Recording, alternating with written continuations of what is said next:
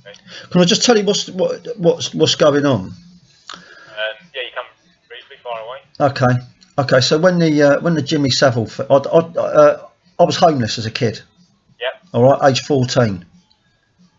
All right, I had social workers. I had a poor family life, and I already had social workers. So when I was thrown out of home, I went to Ealing Social Services to see my social worker, and they did nothing to protect me at all. So I ended up on the streets.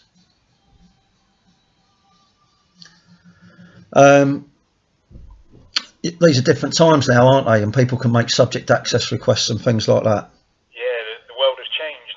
Yeah. So given that I've always wanted to understand how a 14-year-old who has a social worker and a poor family life gets shoved out onto the streets by a social worker and then gets groomed and sexually abused, I wanted to find out how that happened.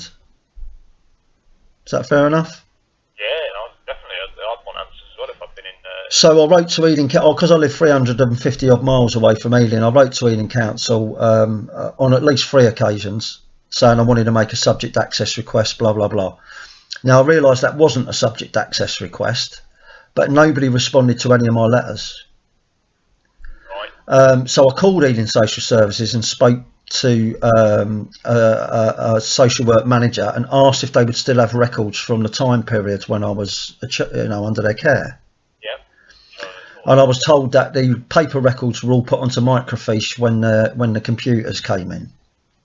And he also told me that they would have records from the 1970s, which seems fair enough. Yeah. So I tried to call the Subject Access Freedom of Information GDPR unit at Ealing Social Services for 2 weeks every single day, and nobody there knew what the number was for that department. Right. Seems a bit unbelievable, but there you go. So I travelled to London, 350 miles there and 350 miles back. Yep. I put in a subject access request. When the time period elapsed, I chased it up. I was told they had no information about me at all. None. Nothing. Yeah. So I questioned that, as you would. I said, I was told you had records from that time period. Is it just my records that are missing, or is it all the children's from that time period that are missing? They don't answer the question. I spoke to the chief whip councillor there on the telephone, who told me that didn't sound right and he would look into it. All right. They contacted the council, was it?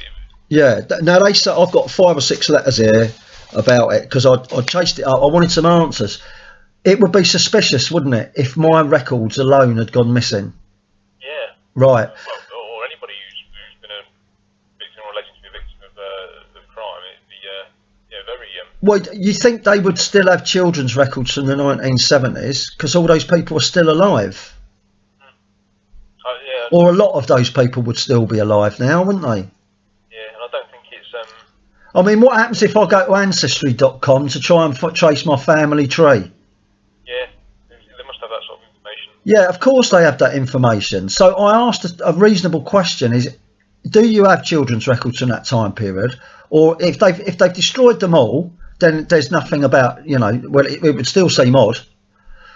But if they destroyed them all, then that's fair enough. If they've just destroyed mine and they have other children's records, then that starts to look suspicious. Okay, so they tell me they have absolutely nothing.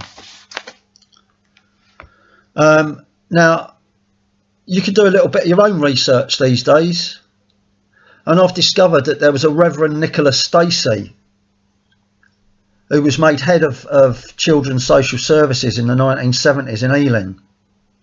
It was a rather controversial appointment for a number of reasons. And while he was alive, he gave an interview in which he said that he never reported childhood sexual abuse to the police. And now lots of areas where he was in charge of, there appeared to have been a lot of cover-ups.